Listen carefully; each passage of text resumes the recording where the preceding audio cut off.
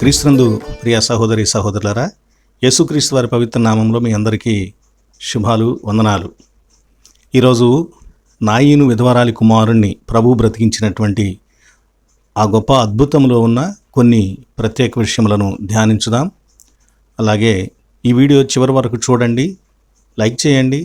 ఇతరులకు కూడా పర్వాలేదని మీకు అనిపిస్తే, వినవచ్చు అని మీకు మీ మనసు కనిపిస్తే షేర్ చేయండి. ప్రార్థించండి. మొదట దేవుని సహాయం కోరుకుందాం. ప్రార్థన. మమ్మల్ని మిక్కిలిగా ప్రేమించిన మా ప్రియ పరలోకపు తండ్రి, పరిశుద్ధమైన దేవా, నీకు వందనములు. అయా, మీ కృపను అనుగ్రహించి మీ వాక్యము ధ్యానించుటకు మీరు మాకు దయచేసిన ఈ మంచి సమయమును బట్టి మీకు వేలాది స్తోత్రములు చెల్లించుకుంటున్నాం. కనికరించండి. ఇటు వాక్యం ధ్యానించటకు కావలసిన పరిశుద్ధాత్మని కృపా సహాయం మాకు దయచేయమని. యెహోవా మా ఆశ్రయదుర్గమా, నా విమోచకుడా, నా నోటి మాటలు, మా అందరి హృదయ ధ్యానములు ఈ సమయమున మీ దృష్టికి అంగీకారములుగా అనుగ్రహించుమని యేసునామమున వేడుకొనుచున్నాము తండ్రి. ఆమేన్. దేవుని వాక్యాన్ని ధ్యానం కొరకై చదువుదామండి. లూకా సువార్త 7వ అధ్యాయం 11వ వచనం నుంచి 17వ వచనం వరకు ఈ సంఘటన వ్రాయబడి ఉంది. మనము 7వ అధ్యాయంలో నుంచి ఈ సందర్భంలో 13, 14, 15 వచనాలు చదువుదాం. ప్రభువు ఆమెను చూచి ఆమె యందు కనికరపడి ఏడవవద్దని ఆమెతో చెప్పి దగ్గరకు వచ్చి పాడెను ముట్టగా మోయుచున్నవారు నిలిచిరి. ఆయన, చిన్నవాడా, లెమ్మని నీతో చెప్పుచున్నాననగా ఆ చనిపోయినవాడు లేచి కూర్చుండి మాటలాడసాగిను. ఆయన అతనిని అతని తల్లికి అప్పగించెను. మన తండ్రి అయిన దేవుని నుండి, ప్రభువైన యేసుక్రీస్తు నుండి కృపయు సమాధానం కలుగునుగాక. ఆమేన్. ప్రియులారా, వాక్యాన్ని ధ్యానించే ముందు, ఇది అక్టోబర్ నెల 5వ తేదీ 2025వ సంవత్సరం కదా. ఈ అక్టోబర్ 5వ తేదీ వరల్డ్ టీచర్స్ డే. సెప్టెంబర్ 5వ తేదీ ఏమో మన భారతదేశంలో టీచర్స్ డే. కనుక మరోసారి టీచర్స్ వారందరికీ కూడా, వారు ఏ విభాగంలోనైనా బోధన సిబ్బందిగా ఉన్న వారందరికీ కూడా శుభాలు తెలియచేస్తున్నాను. అలాగే 9వ తేదీ వరల్డ్ పోస్ట్ ఆఫీస్ డే. కనుక పోస్ట్ ఆఫీసు మొదలైన, ఇప్పుడు మారిపోయింది కదా పోస్టల్ వ్యవస్థ, కొరియర్ అనేక రకాలుగా మారిపోయింది. కనుక ఇలాంటి వాటన్నిటిలో పనిచేస్తున్న సిబ్బంది అంతటికి కూడా మనందరి పక్షంగా శుభాలు తెలియచేస్తున్నాను. 10వ తేదీ, అక్టోబర్ 10వ తేదీ ప్రపంచ మానసిక ఆరోగ్య దినోత్సవము. మానసిక రుగ్మతలతో అనేకములు బాధపడుతున్నారు. కనుక మానసిక ఇబ్బందిని, రోగాన్ని కూడా తెలుసుకోవాలని దీనిని ఏర్పాటు చేయడం జరిగింది. ఇక మన సంఘపరంగా చూస్తే అక్టోబర్ 9వ తేదీ ప్యాట్రియార్క్ అబ్రహాం, పితరుడైనటువంటి అబ్రహాము యొక్క జ్ఞాపకార్థ దినోత్సవము. అబ్రహాము విశ్వాసులకు తండ్రి కదా.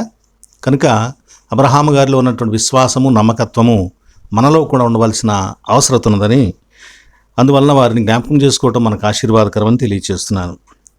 అలాగే అక్టోబర్ 11వ తేదీ ఫిలిప్ ద డీకన్, అంటే అపోస్తల కార్యముల గ్రంథము 6వ అధ్యాయంలో సంఘ పెద్దలను ఏర్పాటు చేశారు కదా. వారిలో ఫిలిప్ అనేటువంటి సంఘ పెద్ద కూడా ఉన్నాడు. ఆయనను అక్టోబర్ 11వ తేదీన సంఘం జ్ఞాపకం చేసుకుంటూ ఉంటుంది. కాబట్టి అతి మంచి డీకన్, సంఘ పెద్ద జ్ఞాపకంలో చేసుకోబట్టం సంఘానికి దీవెన అని నమ్ముతున్నాను. ఇక ప్రియులారా, ఈరోజు మనము నాయీను విధవరాలి కుమారుణ్ణి ప్రభువైన యేసుక్రీస్తు వారు బ్రతికించిన సందర్భము, సంఘటన గురించి ధ్యానిస్తూ ఉన్నాము. ఇది లూకా సువార్తలో వ్రాయబడింది. దీని యొక్క అప్పుడున్నటువంటి పరిస్థితి ఏంటంటే, యేసుక్రీస్తు వారు కొండ మీద ప్రసంగం చేసిన తర్వాత ఆయన కపెర్నహూములోకి వచ్చాడు. ఆ కపెర్నహూములో శతాధిపతి యొక్క సేవకుడు బాగోకపోతే ఆ శతాధిపతి వచ్చి బ్రతిమలాడతాడు. కనుక ఆ వ్యక్తిని ప్రభువు బాగు చేయటం జరుగుతుంది. ఆ తర్వాత పేతురు అత్తను కూడా ప్రభువు బాగు చేస్తాడు. ఇంకా అనేక మందిని బాగు చేయటం, దయ్యాలను వెళ్ళగొట్టడం మొదలైనవి చేశాడు. కాబట్టి ఆయన కీర్తి చాలా ప్రబలింది. అదే సమయంలో ఆ తర్వాత రోజు ప్రభువు పండితుల యొక్క అభిప్రాయం ప్రకారం యెరూషలేముకు వస్తూ ఉండవచ్చు అని అంటారు. అలా వచ్చే క్రమంలో ప్రభువు నాయీను అనే గ్రామానికి వెళ్ళాడు. ఆ నాయీను గ్రామము దగ్గరకు వెళుతూ ఉండగా అక్కడ జరిగినటువంటి సంఘటన ఈ లూకాసు వార్త 7వ అధ్యాయంలో రాయబడింది. లూకాసు వార్త 7వ అధ్యాయంలో శతాధిపతి యొక్క దాసుడు బాగుపడటము, ఈ నాయీను విధవరాలి కుమారుడు తిరిగి బ్రతకటం, తర్వాత బాప్తిస్మిచ్చి యోహానుకు వచ్చినటువంటి సందేహాన్ని గురించి ప్రభువు సమాధానం ఇచ్చి పంపటం, ఆ తర్వాత ఆ ఊరిలోనే పాపాత్మురాలు అని చెప్పబడినటువంటి ఒక స్త్రీ సీమోను అనేటువంటి పరిసయ్యుని ఇంట ప్రభువు భోజనం చేస్తూ ఉన్నప్పుడు రావటం, ఆయన పాదాలు కన్నీళ్లతో కడిగి ముద్దు పెట్టుకోవటం, ఆమెను విస్తారంగా ప్రేమించింది కాబట్టి ఈమె విస్తార పాపాలు క్షమించబడ్డాయని పంపించడం. ఇది ఈ అధ్యాయంలో 7వ అధ్యాయంలో ఉన్నటువంటి సంఘటనలు. ఇక నాయీను అనేటువంటి గ్రామము, నాయీను అనే పేరుకు అర్థం పచ్చిక భూమి అని అర్థం. ఇప్పుడు నయీన్ అనే పేరుతో పిలువబడుతుందని పండితుల అభిప్రాయం. ఇది కపెర్నహూముకి అంటే ఆగ్నేయంగా సుమారుగా 25 లేదా 23 మైళ్ళ దూరంలో సుమారుగా ఉంటుందట. అలాగే యేసుక్రీస్తు వారు పెరిగినటువంటి నజరేతు ఉంది కదా, ఆ నజరేతుకి 6 మైళ్ళ దూరంలో ఉంటుందట. హెర్మోను కొండను చూసారా, తాబోరు కొండ, లేకపోతే హెర్మోను కొండకు దిగువ భాగంలో ఇది ఉంటుందని తెలియచేయబడుతుంది. అంటే యేసుక్రీస్తు వారు కొండ మీద ప్రసంగం చేసిన దానికి దగ్గరలోనే ఇది ఉంటుంది.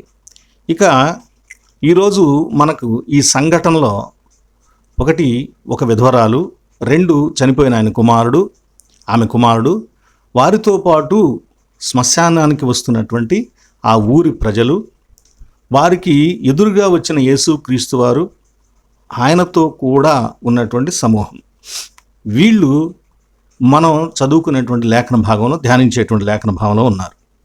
దీనిలో ముఖ్యమైనటువంటి వ్యక్తి చనిపోయినటువంటి వ్యక్తి అనుకుందాం. యేసుక్రీస్తు వారే ముఖ్యం. అయితే ఆ ఇన్సిడెంట్ నాయీను విధవరాలు కుమారుడు అనే పేరుతోనే వ్రాయబడుతుంది కాబట్టి ఆ చనిపోయినటువంటి యవ్వనస్తుడు, మనం ప్రపంచంలో ఒకసారి యవ్వనస్తులను గురించి చూద్దామండి.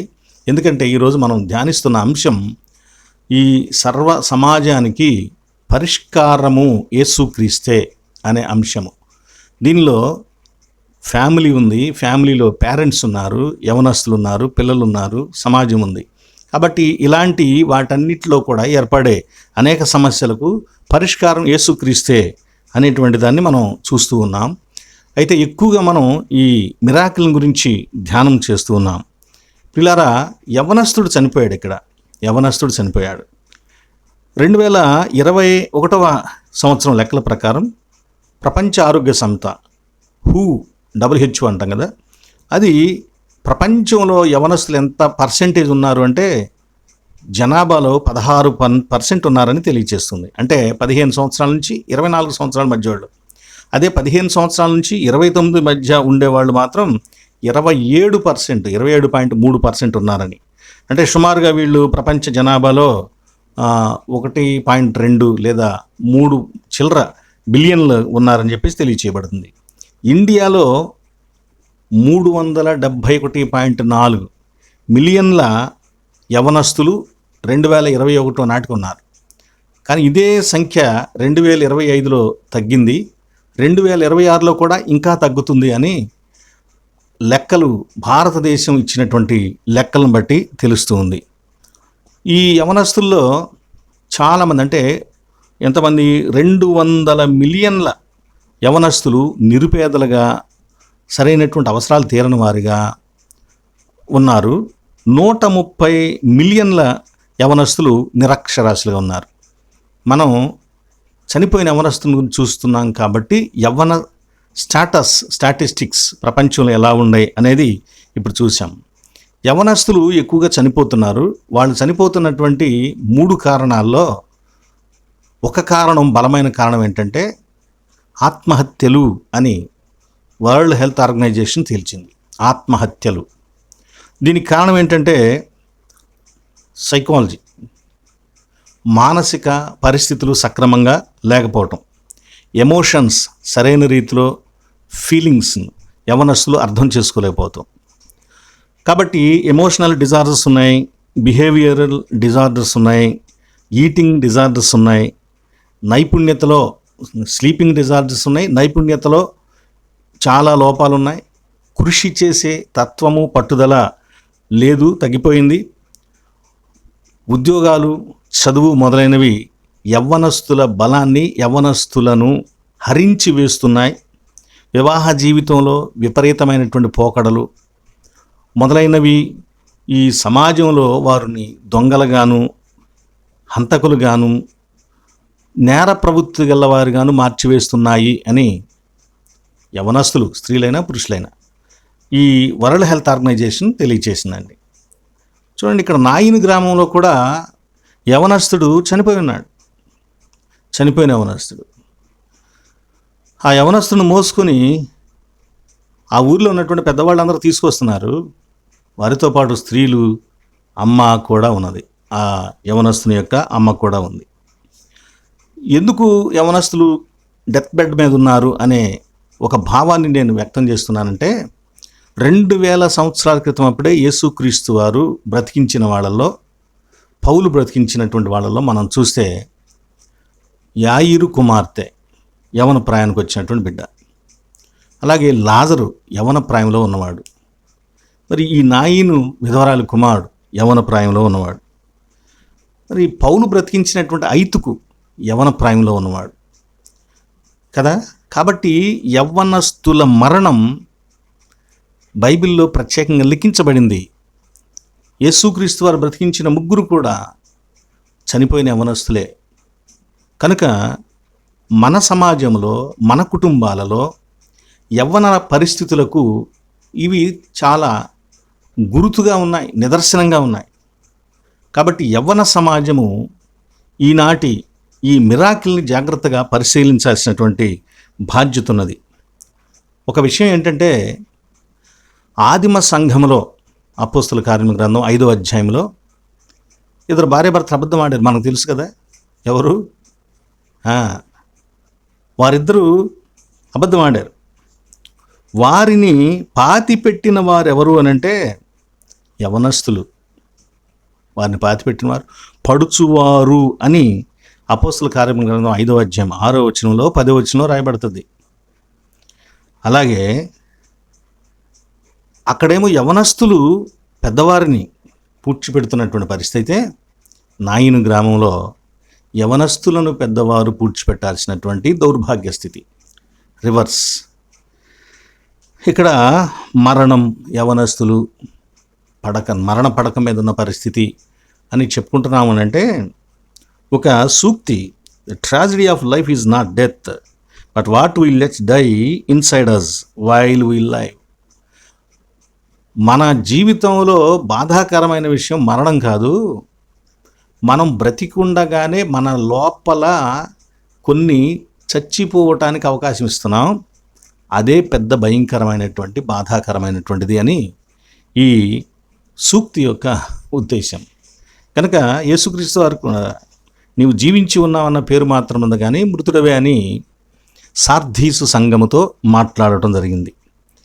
ఇక ప్రియులారా, ఈ మిరాకిల్లో యేసుక్రీస్తు వారు ఊరి బయట నుంచి ఊరి గుమ్మం దగ్గరికి వచ్చాడు. 25 కిలోమీటర్లు సుమారుగా నడిచి వచ్చాడు. ఊరి లోపల నుంచి చనిపోయినటువంటి శవం బయటకు వస్తుంది. ఇద్దరు యవనస్తులే. ఊరి బయట నుంచి లోపలికి వస్తున్నటువంటి క్రీస్తు యవనస్తుడే, ఊరి లోపల నుంచి మోసుకొని వెళ్ళబడుతున్నటువంటి విధవరాలి కుమారుడు కూడా యవనస్తుడే. పైగా వీళ్ళిద్దరూ ఏక కుమారులు. మనం వీళ్ళిద్దరితో పాటు ఇంకొక ఏక కుమారుడు కూడా చూడవచ్చు. నాయని విధవరాలి కుమారుడు, ఆమెకు ఏక కుమారుడు. యేసు క్రీస్తు కూడా తండ్రికి ఏక కుమారుడు. యోహాను సువార్త 3వ అధ్యాయం 16వ వచనంలో ఫుట్ నోట్, దేవుడు తన కుమారుని పంపెను లోకమును ఎంతో ప్రేమించి అని చెప్పబడిన చోట జనితైక, ఆయన తన ఏకైక కుమారుణ్ణి పంపించాడు అని తెలియచేయబడుతుంది. అలాగే ఇంకొక ఏకైక కుమారుడు ఉన్నాడు ప్రకృతిలో. ఆ ఏకైక కుమారుడు ఎవరంటే నరుడు. ఈ జీవరాశి అంతటిలో కూడా దేవునికి ఆయన స్వరూపంలో ఆయన చేసుకున్నటువంటి ఆయనకు మారుగా జీవించే చిన్న దేవుడు మానవుడు. కనుక అక్కడ ఇద్దరు ఏకైక కుమారులు ఎదురుపడ్డారు. ఒకరు చనిపోయి వస్తూ ఉన్నారు, తీసుకురాబడుతున్నారు, ఇంకొకళ్ళు బ్రతికి ఎదురుగా వచ్చారు. ఇది చాలా విచిత్రమైనటువంటి సందర్భము. ఇక్కడ ఒకవైపు నుంచి మరణము ఊరిలో నుంచి సమాధుల వైపు జనాన్ని తీసుకుని వెళుతుంది. అదే ఊరి లోపలికి క్రీస్తు జీవము, నేనే మార్గము సత్యము జీవము మనుషులను తీసుకుని వస్తుంది. అక్కడ యాకోబుకి కూడా దేవదూతల సమూహం ఎదురొచ్చిందంట. కనుక దానికి ఏం పేరు పెట్టాడు? మహానయీం అని పేరు పెట్టాడు. సొలొమోను కూడా నీ దగ్గర ఏమి మహానయీము అంత అందం ఉందా అని పరమగీత కుమారుని గురించి మాట్లాడుతుంటాడు. మహానయీము అంటే 2 సేనలు అని అర్థం. 2 సేనలు. ఇక్కడ నాయీను గ్రామం దగ్గర చావును ప్రతిబింబిస్తూ దుఃఖముతో ఓడిపోయిన స్థితిలో సమాధులలోనికి వెళుతున్నటువంటి ఒక సమూహం, కపెర్నహూము ప్రాంతము నుంచి దేవుని పట్టణమైనటువంటి యెరూషలేము వైపు వస్తున్నటువంటి క్రీస్తుతో కూడా ఉన్న మరొక సమూహం. ఈ 2 ఎదురుపడినప్పుడు ఆ మరణం ఏం చేస్తుంది, ఈ క్రీస్తు ఏం చేస్తున్నాడు అనే విషయాల్ని కొద్దిగా పరిశీలన చేద్దాం. మరణం ఏం చేస్తూ ఉంది? యవ్వనస్తుని బలాన్ని ప్రేత వస్త్రాలలో మూటగట్టేసింది. యవ్వన బలాన్ని ప్రేత వస్త్రాలలో మూటగట్టేసింది. యవనస్తుణ్ణి తల్లి దగ్గర నుంచి, సమాజంలో నుంచి, సమాధుల్లోనికి వెలుపలికి ఈడ్చుకొని వెళ్ళిపోతుంది మరణం. ఒక పక్షి ఎలాగైతే పిల్లల దగ్గర నుంచి ఆహార వస్తువులను లాక్కొని వెళ్ళిపోతుందో, అలాగే ఒక విధవరాలి ఒడిలో నుంచి తన బిడ్డను మరణం తీసుకుని వెళ్ళిపోతూ ఉన్నది. మూడవదిగా ఎడబాటు మరణం చేయగలుగుతుంది. మనుషులకు శాశ్వతమైన ఎడబాటు చేయగలుగుతుంది. తప్పదు, ఒప్పుకోవాలి అనేటువంటి పరిస్థితిని ఈ మరణం చేస్తుంది. 4వదిగా మరణం మనుషుల యొక్క బలహీనత, దౌర్బల్య స్థితిని పైకెత్తి చూపిస్తూ ఉంది. నాయీను గ్రామంలో నుంచి అది బయటికి వస్తూ ఆ సమూహంలో బహుశా వికటాట్టహాసం చేస్తూ ఉండవచ్చు. మరణం వాళ్ళందరూ ఏడుస్తూ ఉంటే అది వికటాట్టహాసం చేస్తూ ఉండవచ్చు. మీరందరూ నన్నేం చేయలేరురా, నాకు ఎదురు లేదురా అని, బహుశా మీరు వట్టి వాళ్ళు, ఎందుకు పనికిరాని వాళ్ళు, మీకంటే నేను శక్తిమంతురాలను, నా శక్తికి ఎదురు లేదు అని బహుశా మరణము జబ్బలు చర్చుకుంటూ వస్తూ ఉంటుందేమో వాళ్ళతో పాటు. అలాగే మరణము సమూహములో నుంచి, సజీవులలో నుంచి వ్యక్తులను సమాధులలోనికి తీసుకొని వెళ్ళిపోతుంది. కనుక ప్రియులారా, మరణం అంటే భయం. మరణించిన వారిని తీసుకుని వస్తుంటే భయం. చాలామంది అలా ఎదురుగా నుంచోటానికి కూడా భయపడతారు, వెనక్కి తిరిగి నుంచుంటారు. ఎక్కువ మంది పక్కకు పారిపోతూ ఉంటారు, దూరంగా వెళ్ళిపోతూ ఉంటారు. ఏమవుతుందండి? చచ్చిపోయాడు, ఏం చేసుకోలేడు, తనకే ఏం చేసుకోలేక చచ్చిపోతే అతనికి కావాల్సింది చేయటానికి జనం తీసుకుని వెళ్తున్నారు. ఏం చేస్తాడు? నన్ను ఏం చేస్తాడు? ఎదురెళ్తే మటుకు ఏం చేస్తాడు? ఏం లేదు. యేసుక్రీస్తు వెళ్ళిపోయాడు, ఎదురుగా అక్కడికి వెళ్ళిపోయాడు. ఇక్కడ జీవము, యేసుక్రీస్తు వారు ఏం చేశాడు? మరణము కట్టినటువంటి కట్లను, ప్రేత వస్త్రాలను చీల్చివేసి కట్లను తెంచి ఆ కుమారుణ్ణి లేవనెత్తాడు. 2వదిగా సమాధుల వైపుకు, ఊరి వెలుపలికి వెళ్ళిపోతున్న వ్యక్తిని ఊరి లోపలికి పంపించాడు. ఆ సమూహం అంతటిని ఊరి లోపలికి పంపించాడు. ఆ గవిని దగ్గర నుంచి బయటికి రానియలేదు. అలాగే ఏ అమ్మ నుంచి మరణం ఈ యవనస్తుని వేరు చేసిందో ఆ అమ్మకు ఈ యవనస్తుని అప్పగించాడు. జీవము, యేసుక్రీస్తు వారు జీవము. ఆ బిడ్డ మరణించి, మరణానికి గుర్తుగా ఆ సమూహం ఉంది. అక్కడ జీవము వచ్చి కలుసుకున్నప్పుడు ఈ గొప్ప సంగతులు జరిగాయి. మరణం ఏం చేసింది? మనుషులు వట్టివాళ్ళు, మీకు శక్తి లేదు అని హేళన చేసింది, మన దౌర్బల్యాన్ని ఎత్తి చూపించింది. ఇక మీకు ఏమి లేదు, దిక్కు లేదు, నేనే అని తీసుకొని వెళ్ళిపోతుంది. కానీ ఆ మరణాన్ని కూడా ఓడించి తిరిగి బ్రతకగలము, జీవించగలము అని ఆ నాయీను గ్రామం దగ్గర జీవమూర్తి యేసుక్రీస్తు వారు మనుషులకు బలమై ఉండి మనకు మరణాన్ని జయించే బలాన్ని దయచేస్తూ ఉన్నాడు. పిల్లరా, భయము, ఆందోళన, బాధతో ఉన్నటువంటి ఆ సమాజాన్ని ఆశ్చర్యముతో, ఆనందముతో జీవము మార్చివేసింది. వారి స్థితిని దుఃఖము నుంచి ఆనందంగా మార్చివేసింది. కనుక ఈ సంఘటన జీవ మరణములు ఎదురెదురుగా పడినప్పుడు మరణము ఎలా తలదించుకొని వస్తుందో, జీవము ఎలా తల ఎత్తుకొని నిలబడుతుందో, ఆ కుమారుడు లేచి యేసుక్రీస్తు వారి గురించి ఆయన ఇక్కడ లేడు, లేచి ఉన్నాడు. జీవము తిరిగి లేచేటువంటి శక్తి కలిగినటువంటిది. మరణము ఎప్పటికీ అలా పడి ఉండే శక్తి, దానికి యొక్క బలహీనత అది. జీవము మరణాన్ని చంపివేస్తుంది. జీవాన్ని చంపాలని మరణం ప్రయత్నం చేస్తే జీవం మరణాన్ని చంపివేసి పారవేస్తుంది. కాబట్టి ప్రియులారా, జీవనమూర్తి, జీవరథం యేసుక్రీస్తు వారు ఆ నాయీను గ్రామానికి సర్వసైన్య సమూహముతో వచ్చి మరణాన్ని ఓడించి జీవాన్ని అనుగ్రహించాడు.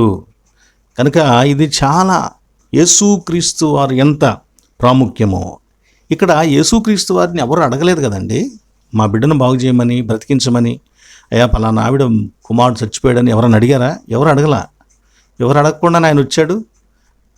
అమ్మా ఊరుకో అన్నాడు, పాడిని ముట్టాడు, చిన్నవాడాలు ఎమ్మన్నాడు, తల్లికి అప్పగించాడు. అవును కదా, ప్రభువుని ఎవరు అడగలా, ఆయనే కల్పించుకున్నాడు.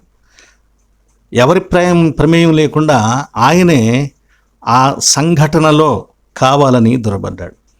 కారణం అక్కడ ఆయన దృష్టిని ఆకర్షించిన ఒక విషయం ఉంది. అదేంటంటే కుమారుణ్ణి కోల్పోయినటువంటి అమ్మ, పైగా విధవరాలు. ఆమెకు దిక్కు ఆ కుమారుడే. Is the pillar of the family.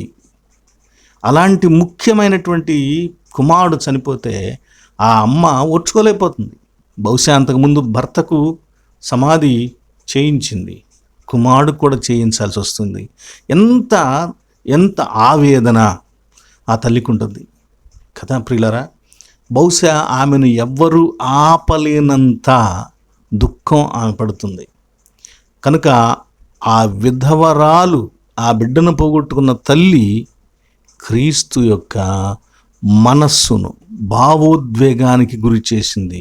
కాబట్టి ఇక్కడ ప్రభువు మనకు ఎలా కనిపిస్తున్నాడంటే భావోద్వేగపూరితుడైన ప్రభువుగా మనకు కనిపిస్తాడు. ఆయనను గురించి రాయబడిన మాట ఏంటంటే స్పాంగ్నిక్చోమై అనేటువంటి గ్రీకు పదం రాయబడింది.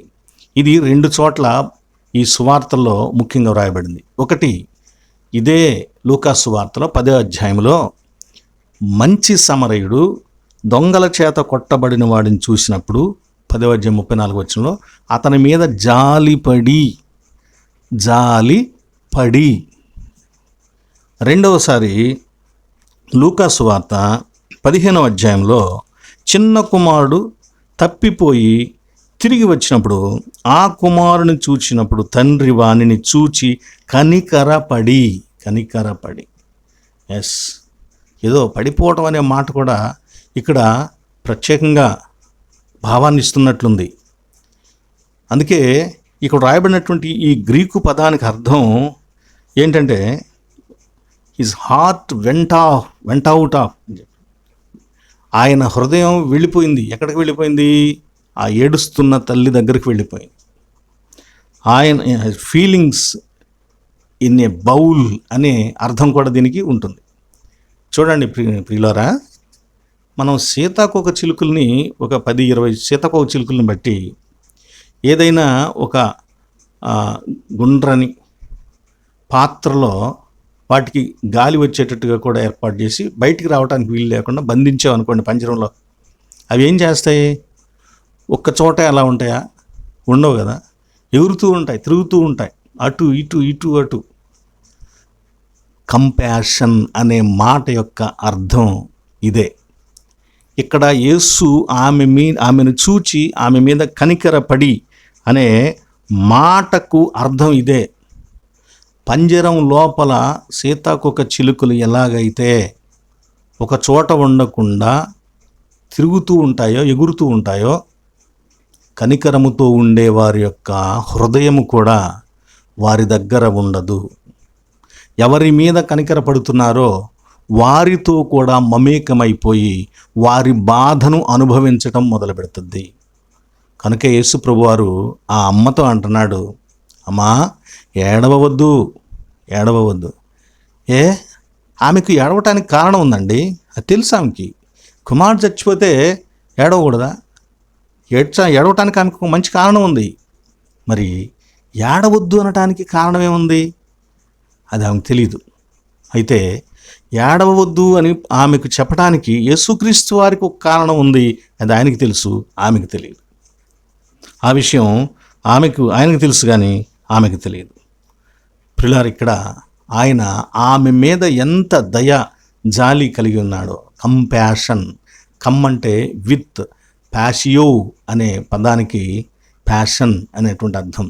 విత్ ప్యాషన్, ఆయన కనికరముతో కూడిన వాడై ఏమంటున్నాడంటే, నువ్వేడొద్దమ్మా, నీ బాధను నేను పడతాను, ఉండు, నువ్వు బాధపడబోకు, ఆ బాధ ఏదో నేను పడతాను, నీకు బదులు నేను బాధపడతాను, నువ్వు బాధపడద్దు అని ఆమె బాధను పంచుకునే భావనతో కూడుకున్నటువంటి మాట ప్రభు ఆమెతో మాట్లాడాడట. యేసుక్రీస్తు వారు కొన్నిసార్లు దుఃఖపడ్డాడు. మరియమ్మ మార్తమ్మలతో కలిసి కన్నీళ్లు కార్చాడు లాజరు చనిపోయినప్పుడు. యెరూషలేమును చూచి ఆయన ఏడ్చి అయ్యో అని బాధపడ్డాడు. ఆయన మాట వినని ప్రజలను, ఆయనను అర్థం చేసుకొని ప్రజలను, ఆయనకు లోబడని ప్రజలను, వారికి కలిగే శాపాన్ని చూచి ఆయన కన్నీరు కారుస్తున్నాడు.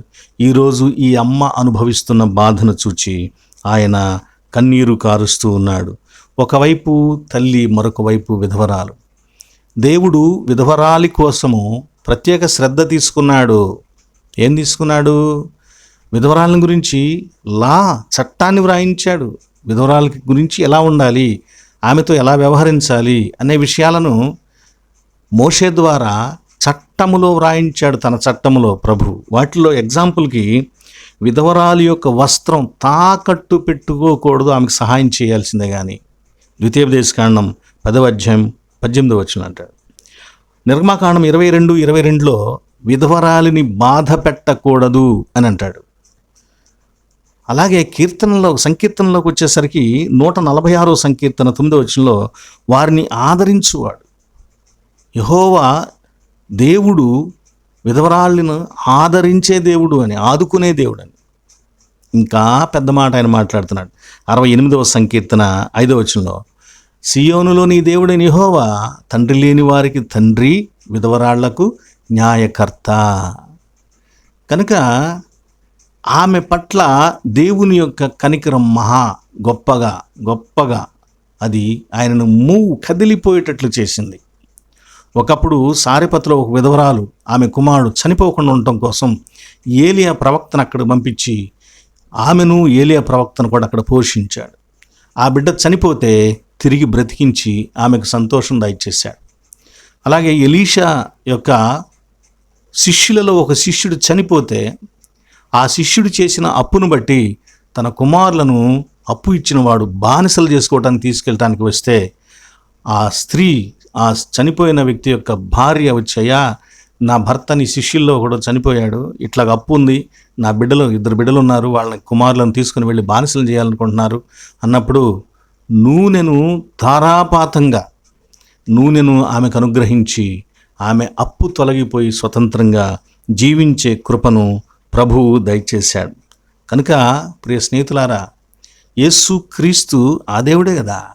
ఆయన నాయీను గ్రామం దగ్గర కూడా చనిపోయిన కుమారుణ్ణి పోగొట్టుకున్నటువంటి తల్లి విధవరాలు, ఆమె దుఃఖం ఎంత భయంకరంగా ఉంటుంది. ఆమోసు గ్రంథంలో రాయబడినట్టు ఏకపుత్ర శోకము ఎంత భయంకరంగా ఉంటుందో అది ఆయన చూస్తూ ఉన్నాడు. గుర్తుపెట్టుకోండి, మన దుఃఖములో ఆయన పాలిభాగం పంచుకుంటున్నాడు. మన బాధలో ఆయన భాగస్వామ్యాన్ని పంచుకుంటున్నాడు. సౌలు ఎవరిని కొట్టాడు? ప్రభువుని నమ్మినమని కొట్టాడు. ఆ దెబ్బలు ఎవరికి తగిలినాయి? ఆ నొప్పి ఎవరికి కలిగింది? సౌలుని ఏమన్నాడు? నన్నెందుకు హింసిస్తున్నావు అన్నాడు. నన్నెందుకు హింసిస్తున్నావు? అవర్ గాడ్, మన దేవుడు మన బాధను తన బాధగా స్వీకరించే దేవుడు. ఇంత గొప్ప ప్రేమ, కనికరము, కృప కలిగిన దేవుడు ఎవరున్నాడు? ఆ యవ్వనస్తుడు బ్రతకాలంటే యేసుక్రీస్తు కావాలి. కనుక 25 మైళ్ళు ఆయన ఆ రోజు నడిచి ఆ యవ్వనస్తుడిని బ్రతికించడానికి వచ్చాడు. ఆయనను రమ్మని ఎవరు అడగలేదు. ఆ దారిని వెళుతూ ఎదురు పెడితే బాగు చేయమని కూడా ఎవరు అడగలేదు. ఆయనే వెళ్ళి ఆపి పాడెను ముట్టి ఆ అమ్మను ఏడవద్దని చెప్పి, చిన్నవాడ లెమ్మని చెప్పి బ్రతికించాడు. స్వయంగా ఆయనే దీనినంతా కూడా చేశాడు. ప్రభువు లేకపోతే ఆ యవ్వనస్తుడు సమాధుల్లోకి వెళ్ళిపోయాడు. ప్రియ స్నేహితులారా, నేటి యవ్వన సమాజం క్రీస్తు తమకెంతో అవసరమని తెలుసుకోవాలి. యేసుక్రీస్తు యవ్వన జీవితంలో జీవాన్ని, మీ యవ్వన ప్రాయంలో మీకు కావలసినటువంటి నూతన జీవాన్ని గిఫ్ట్గా, బహుమానంగా అనుగ్రహించేవాడని గుర్తించండి యవ్వన బిడలారా. మీ జీవాన్ని నాశనము చేసే వాటిని మీరు ఆశ్రయించొద్దు. దయచేసి మీకు జీవాన్ని, శక్తిని, గొప్ప స్థితిని అనుగ్రహించే ప్రభువును ఆశ్రయించండి. ప్రభువు నీ జీవితంలో ఉండాలని కోరుకోండి. ఒక్క కేక. ఆ కేకతో ఎక్కడి నుంచి? పాతాళములో నుంచి ఆ యవనస్తుడు వచ్చేశాడు. ప్రభు ఆయన పిలువగా నేను రాను అని ఎవరు చెప్పడానికి లేదు. శక్తి, ఆ మాటకున్నటువంటి శక్తి అది, ఆ మాటకున్న పవర్ అది. కనుక పాతాళంలో నుంచి లేచి వచ్చాడు ఒక్క పిలుపుతో. నేడు అమ్మ నాన్నలు బిడ్డల్ని పిలుస్తూ ఉంటారు, ఎక్కడో ఉంటారు, పిలుస్తూ ఉంటారు. స్కూల్కి వెళ్ళావు ఇంకా రాలేదేంటి? కాలేజీకి వెళ్ళావు ఇంకా రాలేదేంటి? ట్యూషన్కి వెళ్ళావు ఇంకా రాలేదేంటి? ఇప్పుడే కొంచెంసేపు ఆడుకుని వస్తానని వెళ్ళావు ఇంకా రాలేదేంటి? ప్రియ యవ్వన బిడ్డలారా, అమ్మ నాన్న అలా ఫోన్ చేస్తూ ఉంటే చాలా కోపంగా ఉంటుంది కదా, ఇరిటేషన్గా ఉంటుంది. ఎవరున్నారు బాబు ఇంతగా నిన్ను ప్రేమించి, నువ్వు ఎక్కడున్నావో ఏంటో సురక్షితంగా రావాలని, నిన్ను ప్రేమించి నీవు బ్రతికుండాలని, క్షేమంగా ఉండాలని ప్రేమతో కోరుకునే వాళ్ళు ఇంకెవరున్నారు? ఆ ఫోను నీకు బాధగా ఉందా? ఇక్కడికే వెళ్దాం రా అని తీసుకుని వెళ్ళి యాక్సిడెంట్ రూపంలోనో ఇంకో రూపంలోనో చావగొట్టే వ్యక్తులు మాత్రము ఇప్పుడే వస్తున్నా అని వెంటనే ఒక్క మాటకు లోబడి వెళ్ళిపోతావు, యాక్సెప్ట్ అయ్యి వెళ్ళిపోతావు. అమ్మ నాన్న పిలుస్తూ ఉంటే చీట్ల పేకల దగ్గర కూర్చొని, అల్లరితో కూడిన ఆటపాటల దగ్గర కూర్చొని, రంకు చేష్టలు చేస్తూ, మద్యపానాన్ని స్వీకరిస్తూ, మత్తు పానీయాలకు అలవాటు పడుతూ, పోకిరీ చేష్టలు చేస్తూ అక్కడి నుంచి కదలి రావు. అవన్నీ సమాధి వైపు నడిపించేవి. ఎందుకు వాటిని ఆశ్రయిస్తావు? నీ తల్లి, నీ తండ్రి, నీ తల్లిదండ్రులకు నిచ్చిన పరమ తండ్రి నీకు జీవాన్ని ఇస్తాడు. మొదటగా వరల్డ్ హెల్త్ ఆర్గనైజేషన్ చెప్పినటువంటి కొన్ని స్టాటిస్టిక్స్ చెప్పాను, అవి వర్ణన చెప్పలేదు. యవ్వనస్తులు చనిపోవటంలో ముఖ్యమైన కారణం ఆత్మహత్యలు. క్రమమైనటువంటి ఎమోషన్స్ని జాగ్రత్తగా మెయింటైన్ చేసుకునేటువంటి శక్తి లేకపోవటం, నశించిపోవటం, బలము లేని బలహీన మనస్తత్వాలు, వ్యక్తిత్వాలు, వీటి వలన యవ్వన సమాజము నీరుగారిపోతుంది. చాలామంది అనుకుంటున్నారు మేము చక్కగా చర్చికి వస్తున్నాం, పాటలు పాడుతున్నాం, డ్యాన్సులు వేస్తున్నాం, ఇంకేదేదో చేస్తున్నాం అని అనుకుంటున్నారు. సార్దీసు సంఘం కూడా అలాగే అనుకుంది, లవదొకే సంఘం కూడా అలాగే అనుకుంది. నీ దృష్టిలో నీవు బ్రతికున్నావు అనుకోవద్దు, దేవుని దృష్టిలో బ్రతికున్నావా లేదా అనేది గమనించు. పరమ తండ్రి దృష్టిలో మనం జీవించిన వారి వలె ఉన్నామా లేదా అనేది గమనించాలి. కనుక ప్రియులారా, ప్రభువు పిలుస్తున్నాడు నిన్ను, అమ్మా నాన్న కూడా పిలుస్తున్నారు నిన్ను. పాపపు దారిలో నిలవబడవద్దు, వచ్చేయి బయటికి. తప్పు మనుషులతో స్నేహం చేయవద్దు, వచ్చేయి వాళ్ళ దగ్గర నుంచి. ఈ చెడు సాంగత్యాలలోకి వెళ్ళవద్దు, ఆ వైపు చూడవద్దు, నువ్వు వచ్చేయి నాన్న మన ఇంటికి అని.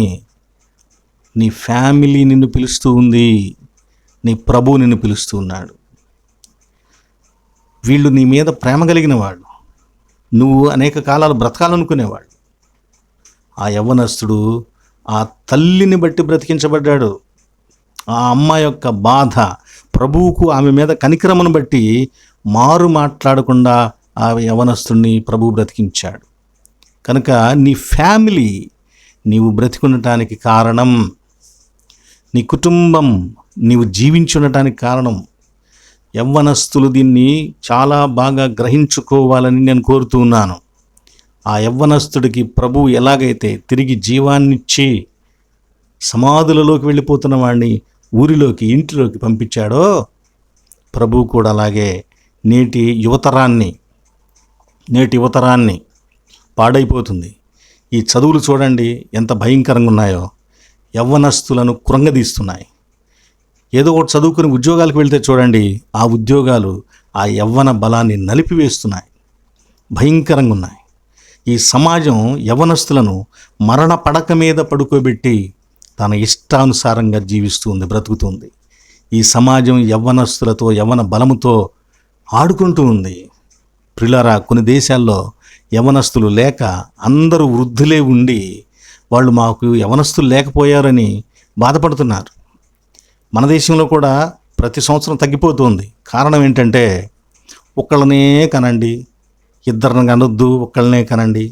పొరపాటుగా ఇంకోటి కన్నారంటే మీరు ఎలక్షన్లో నుంచోటానికి వీలు లేదని ఈ రాజకీయ నాయకులు, అవివేకులు కొంతమంది చేసినటువంటి చేష్టలు, అతి చేష్టలు. వీటి మూలన నేటి మన యొక్క సమాజంలో యవ్వనస్తులు తగ్గిపోతూ ఉన్నారు. అందులో ఆడపిల్లలు మరీ ఎక్కువ తగ్గిపోతున్నారు. మగవాళ్లలో చాలామంది, కొన్ని మిలియన్స్ మంది యవ్వనస్తులకు భార్యలు దొరకని పరిస్థితి సంవత్సరానికి పెరిగిపోతుంది. కనుక యవ్వన సమాజమా, నీ సమస్యకు పరిష్కారం ప్రభువే. నీ జీవితానికి జవం భవిష్యత్తునిచ్చేవాడు ప్రభువే. కనుక జాగ్రత్త. నీవు జీవించటానికి నీ వెనుక ఉన్న ఫ్యామిలీ కారణం అని గుర్తుపెట్టుకో. ఆ కుటుంబం నీ కోసం ప్రార్థించింది, ఆ కుటుంబం నీ బ్రతుకు కోసం ఎంతగానో తాపత్రయపడింది, నిన్ను బ్రతికించుకోవడానికి ఎంతో ఇష్టపడింది, కష్టపడింది. కనుక నీవు ఈ రోజున యవ్వనస్తుడు అయ్యావు. ఆ కుటుంబం లేకుండా నీవు యవ్వనస్తుడు కాలేదు. ఆ యవ్వనస్తుడు చనిపోవటం వలన నాయీను గ్రామంలో ఆ విధవరాలైనటువంటి తల్లి ఏడుస్తూ ఉంది. స్టిల్ ఈ రోజులలో కూడా యవ్వన బిడ్డల మూలన కంటి నీటికి అడ్డు లేకుండా ఏడుస్తున్నటువంటి తల్లులు, తండ్రులు ఉన్నారు. మాట వినని యవ్వన బిడ్డలు, పాడైపోతున్న యవ్వన బిడ్డలు, పతనమైపోతున్న యవ్వన బిడ్డలు, బలాన్ని, ఆరోగ్యాన్ని నాశనం చేసుకుంటున్న యవ్వన బిడ్డలు. తినవలసినవి తింటలేదు, తినకూడనివి తింటున్నారు. తాగవలసినవి తాగట్లేదు, తాగకూడనివి తాగుతున్నారు. వేళాపాలలేని తిరుగుళ్ళు, తిండి మొదలైనటువంటి రోత చేష్టలతో మీ యవ్వన కాలిపోతూ ఉంటే అమ్మా నాన్నలు సమాధానంగా ఎలా ఉంటారు? వాళ్ళు సంతోషంగా ఎలా ఉంటారు? వాళ్ళ హృదయాలు మిమ్మల్ని బట్టి దుఃఖిస్తూ ఉన్నాయి. ఒకవైపు మీరు పాడైపోతున్నారు, ఇంకొక వైపు వాళ్ళు పాడైపోతున్నారు. టోటల్గా కుటుంబం నాశనం అయిపోతుంది. అలాంటి కుటుంబాలు ఎన్నో కలిస్తే ఒక సమాజమే పాడైపోతుంది. కాబట్టి యవనస్తులకు, కుటుంబానికి, సమాజానికి నిజమైన పరిష్కారం ఎవరంటే యేసు క్రీస్తు వారు మాత్రమే. ఆయన దగ్గరే ఈ పరిష్కారం లభిస్తుంది. ఎందుకంటే ఆయన ఈ సంఘటనలో తాను దేవుడునని చెప్పకుండానే ప్రకటించుకుంటున్నాడు. ఆయన మెస్సియా అని ముద్ర వేస్తూ ఉన్నాడు. అన్ఎక్స్పెక్టెడ్గా వారి ఆ సంఘటనలోనికి ప్రభువు వచ్చి వారికి మేలు చేశాడు. ఎవరు ఊహించలేదు. కానీ దేవుడు అక్కడికి వచ్చి వారిని ఆదుకున్నాడు, ఆశీర్వదించాడు. ఆ తల్లికి కూడా నా కుమారుడు తిరిగి వస్తాడు, బ్రతుకుతాడు అనేటువంటి నమ్మకం లేదు. వెళ్ళిపోతున్నాడు, చచ్చిపోయాడు, సమాధి చేస్తున్నారు అని హోప్లెస్ కండిషన్. బట్ ఆ స్థితిలో ఆ యవ్వనస్తుని బ్రతికించి తల్లిలో క్రొత్త నిరీక్షణ, ఆనందాన్ని ప్రభువు కలిగించాడు. ఆ యవ్వనస్తుడు అడగలేదు, ఆ అమ్మ అడగలేదు, అడగకుండానే ప్రభువు ఆ యవ్వనస్తునికి జీవాన్ని ఇచ్చాడు.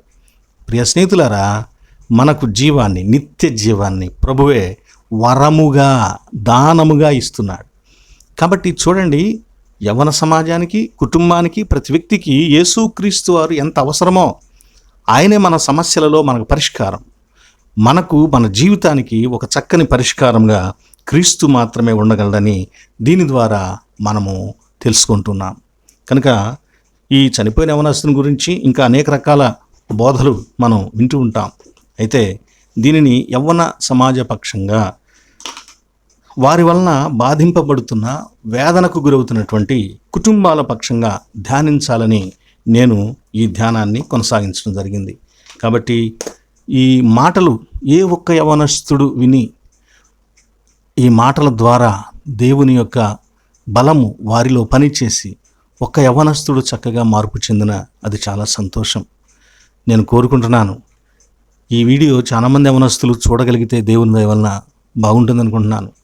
ప్రభు వారి జీవితాల్లో పరిష్కర్త అని వాళ్ళు తెలుసుకోగలిగితే వారు చేస్తున్న చెడు వ్యాపకాలను విడిచిపెట్టి ప్రభువును ఆశ్రయించగలిగితే అంతకంటే గొప్ప సంగతి ఇంకేం లేదు. ప్రభువు మన యవ్వన బిడ్డలనందరినీ కూడా ఆ రీతిగా ఆదుకొనుగాక. ఆయన కల్పించుకొని మన కుటుంబాలలో, మన యవ్వన బిడ్డలలో కలుగుతున్నటువంటి ఈ చెడు సావు స్నేహము తొలగించబడి జీవ స్నేహములోనికి వారు వచ్చుదురుగాక. ఆమెన్. సమస్త జ్ఞానమునకు మించిన దేవుని సమాధానం యేసు క్రీస్తు వలన మీ హృదయములకును మీ తలంపులకును కావలియునుగాక. ఆమెన్. పిల్లారా, ఇంతవరకు ఈ వీడియో చూసినందుకు మీకు వందనాలండి. అలాగే మీ ప్రార్థన అవసరత ఏమంటే ఫోన్ చేయండి, మా కొరకు కూడా ప్రార్థన చేయండి. ఒకవేళ ఈ వీడియో చూస్తూ ఉండగా మీ హృదయంలో ఏదైనా దైవ సేవకుని యొక్క ఈ పరిచర్యను ప్రేమించి కానుక ఇవ్వాలని అనిపిస్తే, మనసులో తలంపు కలిగితే నా ఫోన్ నెంబర్కి దాన్ని పంపించవచ్చని మిమ్మల్ని కోరుతున్నాను. అది ముఖ్యం కాదులే, కానీ వాక్యాన్ని వినటమే ప్రధానమైంది. కనుక దేవుని వాక్యం విన్నందుకు మీకు ప్రత్యేక వందనాలు తెలియజేస్తున్నాను. ప్రార్థన, ప్రభు నేర్పిన ప్రార్థన, ఆశీర్వాదం. మమ్మల్ని మిక్కిలిగా ప్రేమించిన తండ్రి, పరిశుద్ధునికి స్తోత్రం నాయన. ఇదిగో మీ వాక్యము ధ్యానించే కృప మాకు దయచేసినందుకు మీకు వందనాలు. ప్రభువా, ఒక యవ్వన బిడ్డను, పాడె మీద సమాధిలోకి వెళ్ళిపోతున్న యవ్వన బిడ్డను తిరిగి బ్రతికించి ఇంటిలోకి పంపించావు. కోల్పోయిన తల్లికి ఆ కుమారుని అప్పగించావు. గొప్ప సమాధానకరమైన పరిస్థితిని ఆ కుటుంబానికి దయచేశావు. అలాంటి గొప్ప దేవుడవు నీవు. కనికరించండి నాయన. అటు ఎంతమంది బిడ్డలు మా మధ్యలో ఉన్నారో ఆ బిడ్డలందరినీ కూడా దయచేసి మీరు కల్పించుకోగలరని మీకు అప్పగించుకుంటున్నాం. చెడు సావాసాలకు, చెడు అలవాట్లకు, ఆయన నిర్లక్ష్యపూరితమైన జీవనానికి అలవాటు పడుతున్న యవ్వన సమాజాన్ని దయతో మీరు మీ యొక్క గొప్ప శక్తితోనైనా మీ సొంతం చేసుకున్నామని మీకు అప్పగించుకుంటున్నాం. కనికరించండి. ఈ మాటలు మా అందరి హృదయాలలో నాయన నాటబడినట్లుగా కృప చూపించండి. మాలో నాయన అనారోగ్యముతో బిడ్డలకు కావాల్సిన ఆరోగ్యము, సమాధానము లేని వారికి సమాధానము, లేమిలో ఉన్న బిడ్డలకు కావాల్సిన సమృద్ధి, ఎవరెవరు ఏ అవసరతలో ఉన్నారో వారికి అట్టి అవసరతను తీర్చి దయతో కనికరించండి. మీరే సమస్త విషయాలలో పరిష్కారము చేయగలిగిన ప్రభు అని మేము ధ్యానించాం. మా అందరి జీవితాల్లో మీరే సమస్త విషయాలకు పరిష్కారముగా ఉండుమని మా యొక్క జీవితములు మీకు అప్పగించుకొనొచ్చు. యేసు క్రీస్తు వారి పేరున వేడుకొంచున్నాం తండ్రి. ఆమెన్. పరలోకమందున్న మా తండ్రి, నీ నామము పరిశుద్ధపరచబడుగాక, నీ రాజ్యము మాకు వచ్చునుగాక, నీ చిత్తము పరలోకమందు నెరవేరుచున్నట్లు భూమి యందు నెరవేరునుగాక. మా అనుదిన ఆహారం నేడు మాకు దయచేయము. మా ఎడల అపరాధము చేసిన వారిని మేము క్షమించి ఉన్న ప్రకారము మా అపరాధమును క్షమించుము. మమ్మను శోధనలోనికి తేక దుష్టుని తప్పించుము. రాజ్యము, శక్తియు, మహిమ నిరంతరం నీవై ఉన్నవి తండ్రి. ఆమెన్. మన పరమ తండ్రి అయిన దేవుని ప్రేమయు, ప్రభువైన యేసుక్రీస్తు వారి కృపయు, పరిశుద్ధాత్మ దేవుని యొక్క అన్యోన్య సహవాసము సదా మీకు కలుగునుగాక. Amen, amen, amen. మీ అందరికి వందనాలు. సెలవు. God bless you.